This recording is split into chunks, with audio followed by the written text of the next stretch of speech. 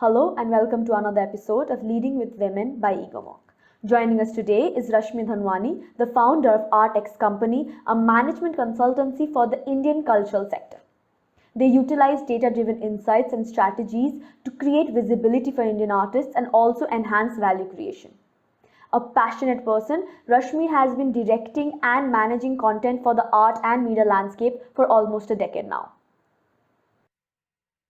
Thank you so much, Rashmi, for agreeing to speak with us. Let's start by asking you the question. Currently, what is the state of the creative economy in India, and where are we at when it comes to government funding towards the sector? Thank you so much, Rani. I'm quite excited to be here. Thanks for asking me to come on board. Well, it's kind of difficult to talk about the state of the creative economy without actually having access to statistics about the state of the creative economy. And secondly, without really understanding what the creative economy is. Internationally, you've had much larger contexts of policy around culture, around the creative sector. There are research data available that allow you to understand the impact that the creative sector is making on the larger economy. In India, unfortunately, a lot of that conversation has been piecemeal. So we've had, for instance, a look at the film sector. And of course, we know about the size of the film sector. We know about a little bit about the media and entertainment sector. But when it comes to talking about performing arts, visual arts, the literary and publishing sector, there is very little understanding of who are these subsectors that we're talking about. Who is included? Who is not included? What is their contribution to, say, for instance, employment? What is their contribution to local economies and local GDPs? What kind of impact are they creating that is not just economic? So the whole notion of creative economy and understanding creative economy is far more complex. However, there is one data point that was published earlier this year, or rather late in the middle of last year. The Artix company with British Council and FICCI, we have been analyzing the impact of COVID-19 on India's culture sector.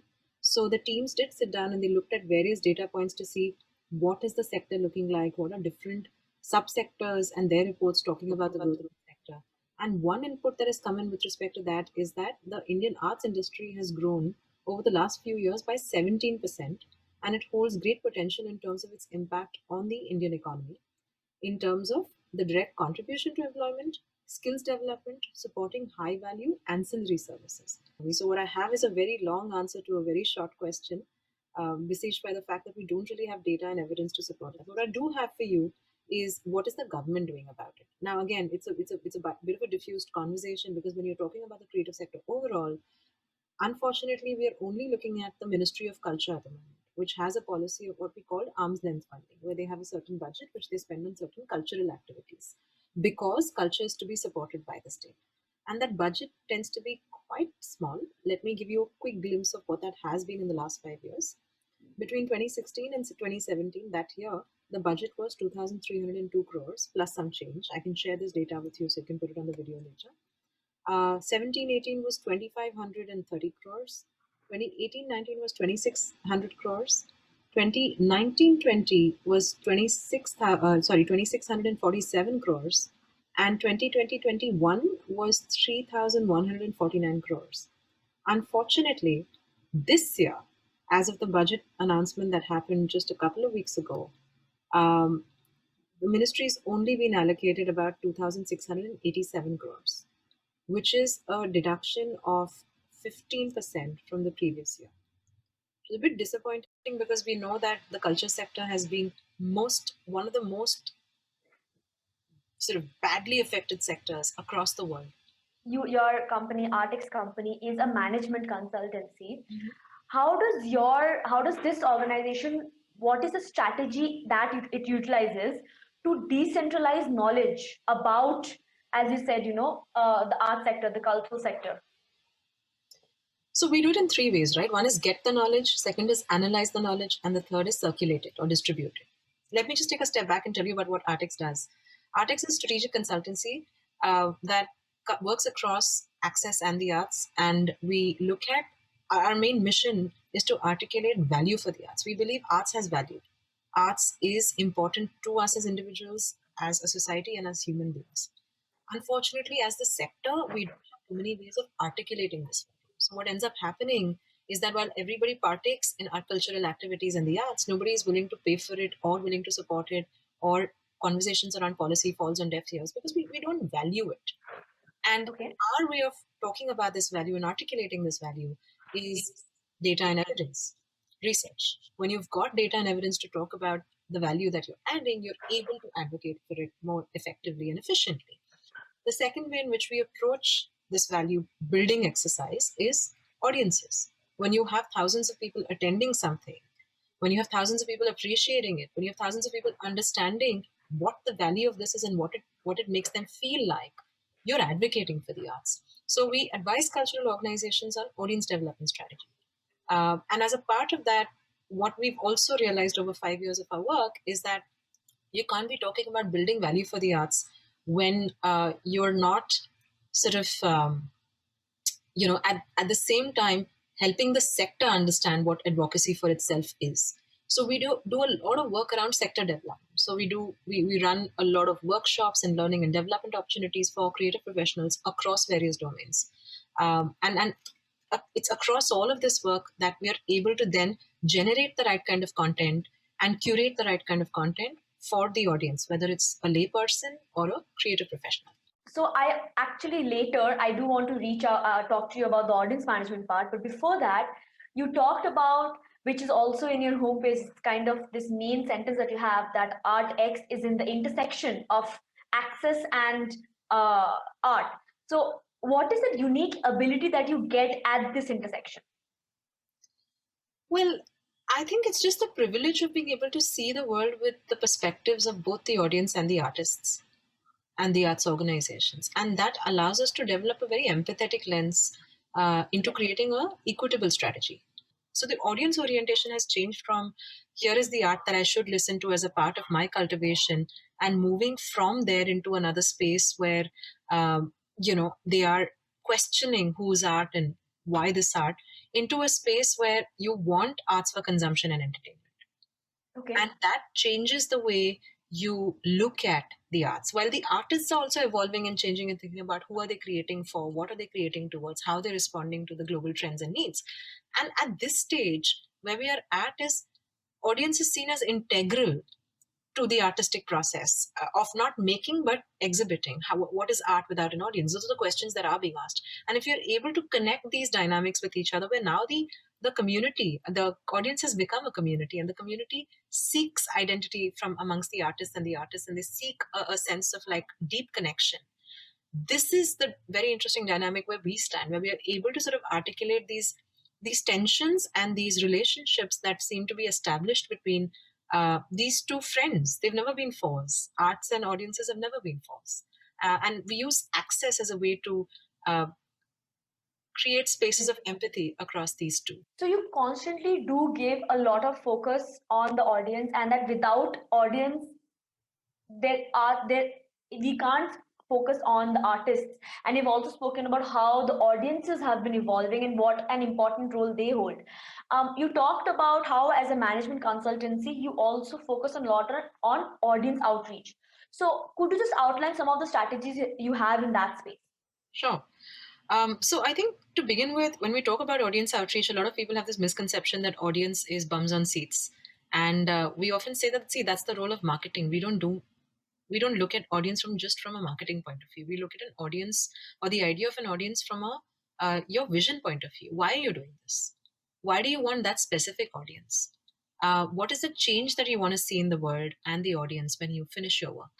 So the way we work is we embed our audience research approach into your vision, or rather we use your vision as a base from which your audience research, or rather your audience outreach strategy is drawn. And that's a first step.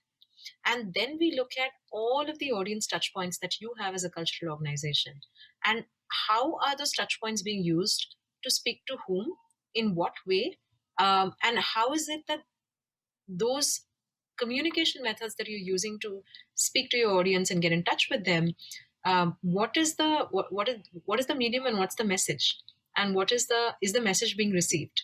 So we sort of look at these touch points, and sort of also look at how's the audience responding to what you're doing. And then we finally circle it up with audience research, where we look at, if this is the audience that's there and this is the audience that is coming to your space, how are they feeling about it? Are you meeting your goals? So it's a circle of understanding, developing a strategy of audience outreach and engagement, figuring out how you're reaching them, how you're impacting them, what are the ways in which you're continuing to connect and engage with them. And third is just asking the audience, how is it that all of this is working for them? So these are the ways in which we would look at audience outreach in its entirety. But what we also do Actively is communicating with them to understand their needs and not just expecting them to show up to whatever absolutely, art form there is. absolutely, and constant. Look at this as a circular system. So you keep using this data and evidence towards the end to keep, bringing it back to the strategy, to your programming, to different areas of your work that connect with the audience, so that it becomes a egalitarian process. It doesn't become a one-time exercise. So this is how you look at. This is some of the strategies that we use while. Again, very data driven, Yeah. very objective. You're not just clubbing all of them and all the preferences into one bowl. Yes. Very scientific. Uh, I would say. very scientific. That is actually what I've been noticing throughout. It's even though it's the arts and even though every person has a very different perception, you're still following a scientific approach to make sure, as you said, that the process is egalitarian and that they keep coming back. Uh, but I have to ask you something. Art is not actually a very free market. Like there's an information asymmetry. So you have these things called tastemakers and gatekeepers. So how do you navigate those?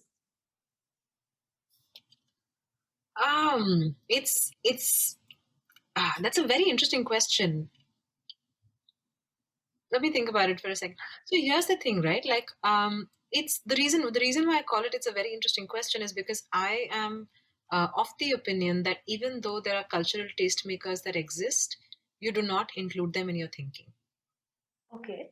And the reason why I'm doing that is because I think for far too long culture has been held by gatekeepers. And the way the world is evolving, we're a creator culture today. We're a TikTok culture today, where we're a meme culture today, where you will take something that someone's created and have thousands and thousands and thousands of interpretations and variations on it. Who is the gatekeeper here? How are trends made? How do things go viral? How does that relate to what the arts is? What is the arts meant to do? So when you talk about tastemakers and when you talk about influencers, they are but for the moment, and they are very, very fleeting and superficial. Is that the job of the arts? I'm not sure. Okay. I think what the arts does is leaves a far deeper and greater impression on the way you look at the world. So when you're talking about influencers and tastemakers, I feel like there are several influencers and tastemakers, and they don't have to have millions of followers. But if you have that one doctor, a dentist who is so passionate about, going on art walks, that that doctor will leave his practice at 4 o'clock one Thursday every month because he wants to go and see art galleries in South Bombay, right? And he'll drive down all the way from Kandivali to do that. That's my influencer.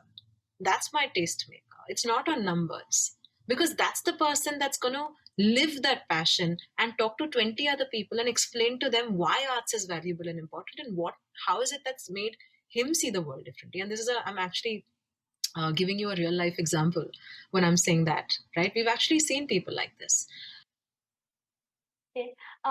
Moving on a bit more to again strategy. So you did talk about the ACRI, and it is a database for networking and everything.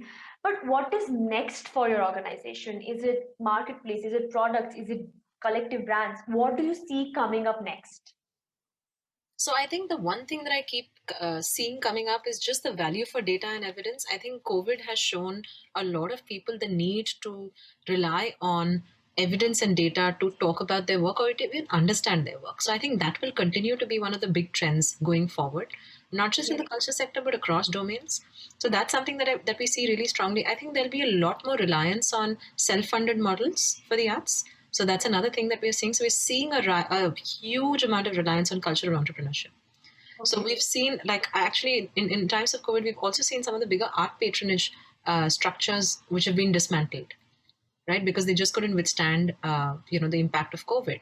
So I do see more resilient organizations come up that are able to understand how vulnerable we are as a sector, because there's no central policy, because there is no self-organization in the sector, we were made much more vulnerable than ever before. Looking at it from the lens of literary, visual, and performative has had the most difficult journey in the last year, in talking about digital technology and its evolution. So what you've seen is a range of platforms that have emerged in response to the need, that have allowed for different kinds of artists and cultural organizations to perform, to exhibit, to engage with their audiences, and to also make money. But on the other hand, the artists themselves have been dealing with a very difficult time, because they draw from the energies of the audience. They respond to how the audience is reacting. Real time reaction. Yes, and not being, and they also create with other people in the room. So rehearsals, all of those processes have been deeply disrupted. Okay. And that has created a huge amount of upheaval. And there are various things that artists and cultural organizations have been doing to respond to that. So one is your own practice of how you engage with the digital, coming back to the subjective that I was talking about. The second is the platform, that it's there already, and the need for some new platforms being created, which I was just telling you have been doing in very interesting ways. And the third is, how do you work in the digital space as a cultural organization, as a professional? You tend to rely on the tools that were already there. Your Slack and your Asana is what you use, and cultural organizations have become far more efficient. Earlier, people thought that you can't do without a physical residency. People still value a physical residency, but they're okay with engaging online, and that's suddenly opened up Different avenues. amazing ways of people engaging with each other. Like, I have ran sessions where I've had fellows from like 16 different cities in India. Mind blowing. I've never seen this kind of a diversity in one classroom over 2 hours, right? I have been in sessions with people from 40 nationalities from all over the world, and the sharing has been immensely amazing. Of course, there's also fatigue, but the opportunity is incredible. What we can do, create, how we can collaborate.